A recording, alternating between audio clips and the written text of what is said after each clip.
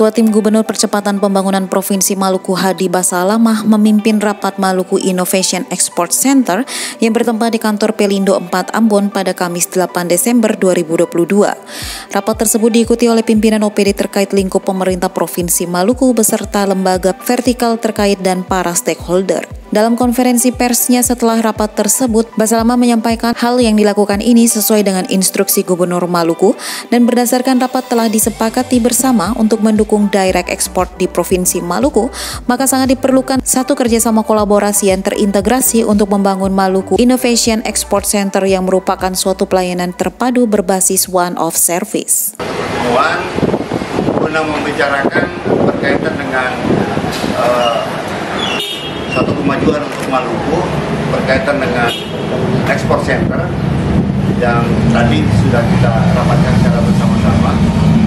Jadi Maluku sesuai dengan instruksi dan perintah Bapak Gubernur kepada saya selaku Ketua Tim Gubernur untuk Percepatan Pembangunan Maluku dan bersama dengan OPD terkait, ada Indap, ada pertanian, ada perikanan, ada kehutanan, ada perhubungan dan teman-teman dari vertikal karantina perikanan dan pertanian tadi telah menyepakati bersama-sama bahwa di dalam rangka mendukung direct ekspor dari Provinsi Maluku, maka diperlukan satu kerjasama kolaborasi yang terintegrasi, membangun suatu sistem atau ekosistem yang nanti akan bisa mendorong kita. Untuk itu nanti di Port Ambon ini atau di Pelindo tepatnya akan kita bangun yang namanya Maluku Innovation Export Center, suatu pusat pelayanan terpadu berbasis one-stop service. Artinya seluruh proses dokumen yang ada di instansi pemerintah di Provinsi Maluku maupun vertikal, antara lain sertifikat atau izin mengenai HASAP, mengenai PEB, dan semua yang ada di pelayanan kita akan satukan untuk mempermudah pelayanan publik kepada birokrasi. Yang kedua, dari seluruh proses pelayanan ini nanti kita akan mengintegrasikan ini dengan pelaku eksportir, bukan saja di dalam negeri atau di kota Ambon atau di Maluku, tapi juga dengan luar negeri, untuk bagaimana kita melihat market survey, market intelligence. Nanti di dalam export center ini juga kita akan mencoba mengconnecting dengan Indonesia National Single Window. Artinya dengan teknologi kita bisa pantau supaya pergerakan ekspor dari Maluku ini bisa kita mengalami lompatan. Yang kedua, sesuai dengan arahan petunjuk Bapak Gubernur pada saat pertemuan dengan seluruh eksportir, menegaskan bahwa ekspor dari Maluku harus kita laksanakan. Kenapa kita harus laksanakan? Karena selama ini ekspor dari Maluku atau dari Tual, Port Ambon dari Tual itu panjang rantai pasoknya. Dari Tual kita katakanlah harus ke Manokwari, harus ke Fakfak, ke Surabaya, Staffing, ke Jakarta, baru ke negara tujuan. Ada double handling dengan cost yang berbeda. Kesulitan kita adalah pada kontainer dan shipping line. Potensi kita untuk perikanan sangat luar biasa besar dan komoditi-komoditi ukuran lainnya. Maka insya Allah nanti ekspor center ini akan jadi pada bulan Desember dan ada eksportir yang sudah akan kita kirim untuk kita bisa langsung ekspor dari Maluku. Tidak lagi 20 kontainer, 20 teus, tapi artinya tidak double handling lagi. Artinya ekspor ini tidak lagi harus melalui pelabuhan-pelabuhan lain, tetapi bisa langsung ke negara tujuan dengan tidak membuka segel.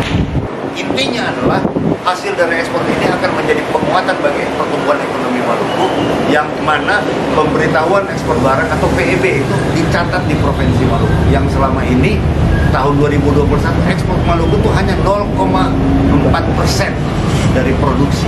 Artinya semuanya jatuhnya keluar. Di sisi lain kita mau menopang pertumbuhan. Sebagaimana yang disampaikan lagi oleh Bapak Gubernur, pertumbuhan ekonomi yang kita mau grade naik 5% ini penopang utama salah satu investasi dan yang kedua adalah ekspor. Yang ketiga, di dalam Maluku Innovation ini juga Export Center ada ruang kurasi UKM. Jadi semua yang berkaitan dengan edukasi, informasi untuk peningkatan daya saing, baik itu pasar, apapun yang berhubungan dengan kebutuhan UKM, kita akan handle di situ. Supaya kita bisa tahu grade-nya, berapa sih kekuatan UKM kita dalam skala yang mana, kecil, mikro, menengah, dan besar. Supaya ada proses untuk naik kelas. Nanti di situ kita akan lihat untuk kita bina, nanti masing-masing UPD akan tempatkan orang yang kita udah training berbasis capacity. Jadi dia udah menguasai market, dia udah menguasai produk.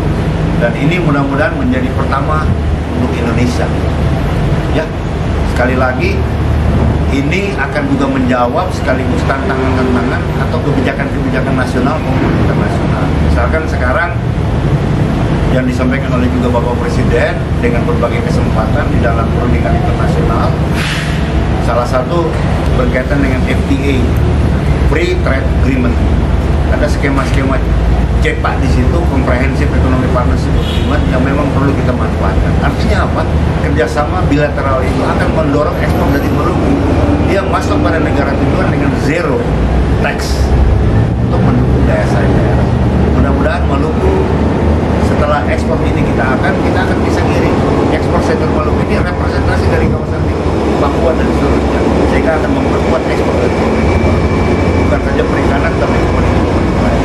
Saya kira itu dari saya. Dalam waktu kita akan intinya ada ekspor center dari Maluku guna mengintegrasi port, trade, dan agribusiness system di ruang pelayanan dengan kurasi.